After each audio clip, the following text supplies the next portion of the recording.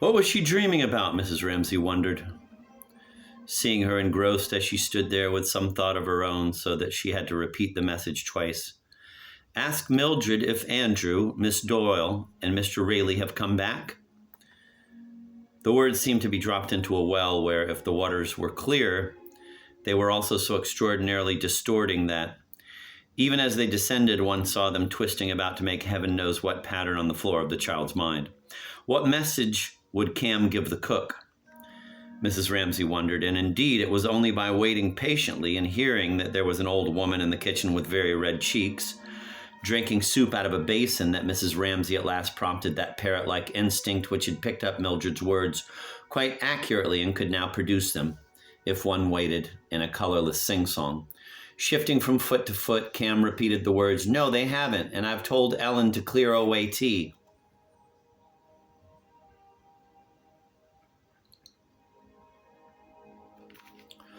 Minta Doyle and Paul Rayleigh had not come back then. That could only mean, Mrs. Ramsay thought, one thing. She must accept him, or she must refuse him.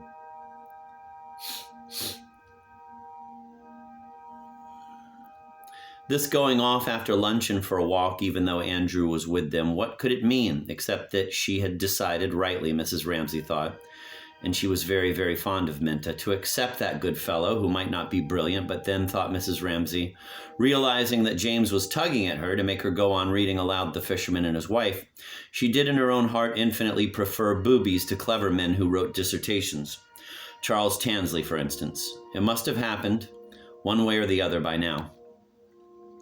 But she read. Next morning the wife awoke first, and it was just daybreak, and from her bed she saw the beautiful country lying before her.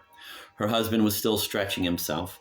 But how could Minta say now that she would not have him? Not if she agreed to spend whole afternoons traipsing about the country alone, for Andrew would be off after his crabs, but possibly Nancy was with them. She tried to recall the sight of them standing at the hall door after lunch. There they stood, looking at the sky, wondering about the weather, and she had said, thinking partly to cover their shyness, partly to encourage them to be off, for her sympathies were with Paul. There isn't a cloud anywhere within miles at which she could feel little Charles Tansley, who had followed them out, snigger. But she did it on purpose. Whether Nancy was there or not, she could not be certain, looking from one to the other in her mind's eye. She read on. "Ah, wife," said the man, "why should we be king?" "I do not want to be king." "Well," said the wife, "if you won't be king, I will. Go to the Flounder, for I will be king." "Come in or go out, Cam," she said, knowing that Cam was attracted only by the word flounder, and that in a moment she would fidget and fight with James as usual. Cam shot off. Mrs. Ramsay went on reading, relieved, for she and James shared the same tastes and were comfortable together. And when he came to the sea, it was quite dark gray, and the water heaved up from below and smelt putrid. Then he went and stood by it and said, "Flounder, flounder in the sea, come, I pray thee, here to me. For my wife, good Ilsebil, wills not as I'd have her will." "Well, what does she want then?" said the flounder, and where were they now? Mrs. Ramsay wondered, reading and thinking quite easily, both at the same time. For the story of the fisherman and his wife was like the bass gently accompanying a tune. For the story of the fisherman and his wife was like a bass gently accompanying a tune, which now and then ran up unexpectedly into the melody. And when should she be told? If nothing happened, she would have to speak seriously to Minta, for she could not go traipsing about all over the country, even if Nancy were with them. She tried again unsuccessfully to visualize their backs going down the path and to count them. She was responsible to Minta's parents, the Owl and the Poker.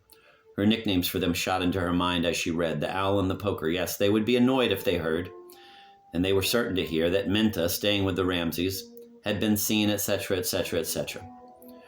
He wore a wig in the House of Commons, and she ably assisted him at the head of the stairs, she repeated, fishing them up out of her mind by a phrase which, coming back from some party, she had made to amuse her husband. Dear, dear, Mrs. Ramsay said to herself, how did they produce this incongruous daughter, this tomboy Minta with a hole in her stocking? How did she exist in that portentous atmosphere where the maid was always removing in a dustpan the sand that the parrot had scattered, and conversation was almost entirely reduced to the exploits, interesting perhaps, but limited after all, of that bird? Naturally, one had asked her to lunch, tea, dinner, finally to stay with them up at Finlay, which had resulted in some friction with the owl. her mother, and more calling, and more conversation, and more sand, and really at the end of it, she had told enough lies about parrots to last her a lifetime, so she had said to her husband that night, coming back from the party. However, Minta came. Yes, she came, Mrs. Ramsay thought, suspecting some thorn in the tangle of this thought, and disengaging it found it to be this. A woman had once accused her of robbing her of her daughter's affection, something Mrs. Doyle had said made her remember that charge again. Wishing to dominate, wishing to interfere, making people do what she wished. That was the charge against her. And she thought it was most unjust. How could she help being like that to look at? No one could accuse her of taking pains to impress. She was often ashamed of her own shabbiness, nor was she domineering, nor was she tyrannical. It was more true about hospitals and drains and the dairy. About things like that, she did feel passionately and would, if she had had the chance, have liked to take people by the scruff of their necks and make them see. No hospital on the whole island. It was a disgrace. Milk delivered at your door in London, positively brown with dirt. It should be made illegal. A model dairy and a hospital up here, those two things she would have liked to do herself. But how? With all these children? When they were older, then perhaps she would have time. When they were all at school. Oh, but she never wanted James to grow a day older, or Cam either. These two she would have liked to keep for just forever, just as they were, demons of wickedness, angels of delight, never to see them grow up into long-legged monsters, nothing made up for the loss. When she read just now to James, quote, "And there were numbers of soldiers with kettle drums and trumpets," end of quote, and his eyes darkened, she thought, why should they grow up and lose all that? He was the most gifted, the most sensitive of her children, but all, she thought, were full of promise. Prue, a perfect angel with the others, and sometimes now at night, especially, she took one's breath away with her beauty. Andrew, even her husband, admitted that his gift for mathematics was extraordinary. And Nancy and Roger, they were both wild creatures now, scampering about over the country all day long. As for Rose, her mouth was too big, but she had a wonderful gift with her hands. If they had charades, Rose made the dresses. Made everything, liked best arranging tables, flowers, anything. She did not like it that Jasper should shoot birds, but it was only a stage. They all went through stages. Why, she asked, pressing her chin on James's head, should they grow up so fast? Why should they go to school? She would have liked always to have had a baby. She was happiest carrying one in her arms. Then people might say she was tyrannical, domineering, masterful if they chose. She did not mind. And touching his hair with her lips, she thought, he will never be so happy again, but stopped herself, remembering how it angered her husband that she should say that. Still, it was true. They were happier now than they would ever be again. A 10-penny tea set made Cam happy for days. She heard them stamping and crowing on the floor above her head the moment they woke. They came bustling along the passage, then the door sprang open, and in they came, fresh as roses, staring wide awake as if this coming into the dining room after breakfast, which they did every day of their lives, was a positive event to them. And so on, with one thing after another all day long, until she went up to say goodnight to them and found them netted in their cots, like birds among cherries and raspberries, still making up stories about some little bit of rubbish. Something they had heard, something they had picked up in the garden. They had all their little treasures, and so she went down and said to her husband, why must they grow up and lose it all? Never will they be so happy again. And he was angry. Why take such a gloomy view of life, he said. It is not sensible, for it was odd. And she believed it to be true that with all his gloom and desperation, he was happier, more hopeful on the whole than she was. Less exposed to human worries, perhaps that was it. He had always his work to fall back on. Not that she herself was pessimistic, as he accused her of being. Only she thought life, and a little strip of time presented itself to her eyes for 50 years. There it was before her, life, she thought, but she did not finish her thought. She took a look at life, for she had a clear sense of it there. Something real, something private, which she shared neither with her children nor with her husband. A sort of transaction went on between them, in which she was on one side and life was on another, and she was always trying to get the better of it, as it was of her. And sometimes they parlayed when she sat alone. There were, she remembered, great reconciliation scenes, but for the most part, oddly enough, she must admit that she felt this thing that she called life terrible, hostile, and quick to pounce on you if you gave it a chance. There were the eternal problems, suffering, death, the poor. There was always a woman dying of cancer, even here. And yet she had said to all these children, you shall go through it all. To 8 people, she had said relentlessly that, and the bill for the greenhouse would be £50. For that reason, knowing what was before them, love and ambition and being wretched alone in dreary places, she had often the feeling, why must they grow up and lose it all? And then she said to herself, brandishing her sword of life at life, Nonsense. They will be perfectly happy. And here she was, she reflected, feeling life rather sinister again, making Minta marry Paul Rayleigh, because whatever she might feel about her own transaction, she had had experiences which need not happen to everyone. She did not name them to herself. She was driven on too quickly, she knew, almost as if it were an escape for her, too, to say that people must marry, people must have children. Was she wrong in this, she asked herself, reviewing her conduct for the past week or two and wondering if she had indeed put any pressure upon Minta, who was only 24, to make up her mind. She was uneasy. Had she not laughed about it? Was she not forgetting again how strongly she influenced people? Marriage needed, all sorts of qualities. The bill for the greenhouse would be £50. One, she need not name it. That was essential. The thing she had with her husband, had they that? Then he put on his trousers and ran away like a madman, she read, but outside a great storm was raging and blowing so hard that he could scarcely keep his feet. Houses and trees toppled over, the mountains trembled, rocks rolled into the sea, the sky was pitch black, and it thundered and lightened. And the sea came in with black waves as high as church towers and mountains, and all with white foam at the top. She turned the page. There were only a few lines more so that she would finish the story, though it was past bedtime. It was getting late. The light in the garden told her that. And the whitening of the flowers and something gray in the leaves conspired together to rouse in her a feeling of anxiety. What it was about, she could not think at first. Then she remembered Paul and Minta and Andrew had not come back. She summoned before her again the little group on the terrace in front of the hall door, standing looking up into the sky. Andrew had met his net and basket. Andrew had his net and basket. That meant he was going to catch crabs and things. That meant he would climb out to a rock. He would be cut off. Or coming back single file on one of those little paths above the cliff, one of them might slip. He would roll and then crash. It was growing quite dark. But she did not let her voice change in the least as she finished the story and added, shutting the book and speaking the last words as if she had made them up herself, looking into James's eyes. And there they are, living still at this very time. And that's the end, she said, and she saw in his eyes, as the interest of the story died away in them, something else take its place, something wandering, pale, like the reflection of a light, which at once made him gaze and marvel. Turning, she looked across the bay, and there, sure enough, coming regularly across the waves, first 2 quick strokes and then 1 long steady stroke, was the light of the lighthouse. It had been lit. In a moment he would ask her, "Are we going to the lighthouse?" And she would have to say, "No, not tomorrow, your father says not." Happily, Mildred came in to fetch them, and the bustle distracted them, but he kept looking back over his shoulder as Mildred carried him out.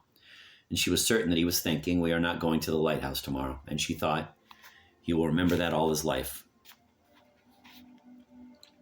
No, she thought, putting together some of the pictures he had cut out, a refrigerator, a mowing machine, a gentleman in evening dress. Children never forget. For this reason, it was so important what one said and what one did, and it was a relief when they went to bed, for now she need not think about anybody. She could be herself, by herself, and that was what now she often felt the need of, to think. Well, not even to think, to be silent, to be alone. All the being and the doing, expansive, glittering, vocal, evaporated, and one shrunk with a sense of solemnity to being oneself, a wedge-shaped core of darkness, something invisible to others. Although she continued to knit and sat upright, it was thus that she felt herself. And this self, having shed its attachments, was free for the strangest adventures. When life sank down for a moment, the range of experience seemed limitless, and to everybody there was always this sense of unlimited resources. She supposed, one after another, she, Lily, Augustus Carmichael, must feel. Our apparitions, the things you know us by, are simply childish. Beneath it is all dark, it is all spreading, it is unfathomably deep. But now and again we rise to the surface, and that is what you see us by. Her horizon seemed to her limitless. There were all the places she had not seen, the Indian plain. She felt herself pushing aside the thick leather curtain of a church in Rome. This core of darkness could go anywhere, for no one saw it. They could not stop it, she thought, exulting. There was freedom, there was peace, there was, most welcome of all, a summoning together, a resting on a platform of stability, not as oneself did one find rest ever. In her experience, she accomplished here something dexterous with her needles, but as a wedge of darkness. Losing personality, one lost the fret, the hurry, the stir, and there rose to her lips always some exclamation of triumph over life when things came together in this peace, this rest, this eternity. And pausing there, she looked out to meet that stroke of the lighthouse, the long, steady stroke, the last of the 3, which was her stroke. For watching them in this mood, always at this hour, one could not help attaching oneself to one thing, especially of the things one saw. And this thing, the long, steady stroke, was her stroke. Often she found herself sitting and looking with her work in her hands until she became the thing she looked at. That light, for example, and it would lift up on it some little phrase or other which had been lying in her mind like that. Quote, children don't forget, end of quote, which she would repeat and begin adding to it. It will end, she said. It will come, when suddenly she added, we are in the hands of the Lord. But instantly she was annoyed with herself for saying that. Who had said it? Not she. She had been trapped into saying something she did not mean. She looked up over her knitting and met the third stroke, and it seemed to her like her eyes meeting her own eyes. Searching as she alone could search into her mind and her heart, purifying out of existence that lie, any lie. She praised herself in praising the light without vanity, for she was stern, she was searching, she was beautiful like that light. It was odd, she thought, how if one was alone, one leant to inanimate things, trees, streams, flowers, felt they expressed one, felt they became one, felt they knew one, in a sense were one.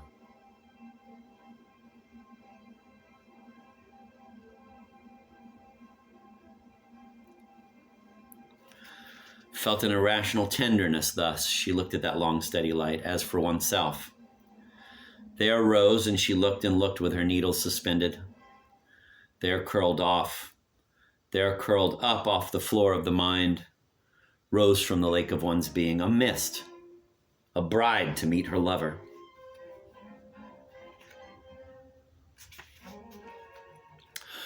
What brought her to say that? We are in the hands of the Lord, she wondered. The insincerity slipping in among the truth roused her, annoyed her. She returned to her knitting again. How could any Lord have made this world, she asked. With her mind she had always seized to the fact that there is no reason, order, justice, but suffering, death, the poor. There was no treachery too base for the world to commit. She knew that. No happiness lasted. She knew that. She knitted with firm composure, slightly pursing her lips, and without being aware of it, so stiffened and composed the lines of her face in a habit of sternness, that when her husband passed, though he was chuckling at the thought that Hume, the philosopher, grown enormously fat, had stuck in a bog, he could not help noting as he passed the sternness at the heart of her beauty. It saddened him, and her remoteness pained him, and he felt as he passed that he could not protect her, and when he reached the hedge, he was sad. He could do nothing to help her. He must stand by and watch her. Indeed, the infernal truth was, he made things worse for her. He was irritable. He was touchy. He had lost his temper over the lighthouse. He looked into the hedge, into its intricacy, its darkness. Always, Mrs. Ramsay felt, one helped oneself out of solitude reluctantly by laying hold of some little odd or end, some sound, some sight. She listened, but it was all very still. Cricket was over. The children were in their baths. There was only the sound of the sea. She stopped knitting. She held the long reddish-brown stocking dangling in her hands a moment. She saw the light again with some irony in her interrogation, for when one woke at all, one's relations changed. She looked at the steady light, the pitiless, the remorseless, which was so much her, yet so little her, which had her at its best beck and call. She woke in the night and saw it bent across their bed, stroking the floor. But for all that, she thought, watching it with fascination, hypnotized as if it were stroking with its silver fingers some sealed vessel in her brain whose bursting would flood her with delight. She had known happiness, exquisite happiness, intense happiness. And it silvered the rough waves a little more brightly as daylight faded and the blue went out of the sea, and it rolled in waves of pure lemon which curved and swelled and broke upon the beach, and the ecstasy burst in her eyes, and waves of pure delight raced over the floor of her mind, and she felt, it is enough, it is enough.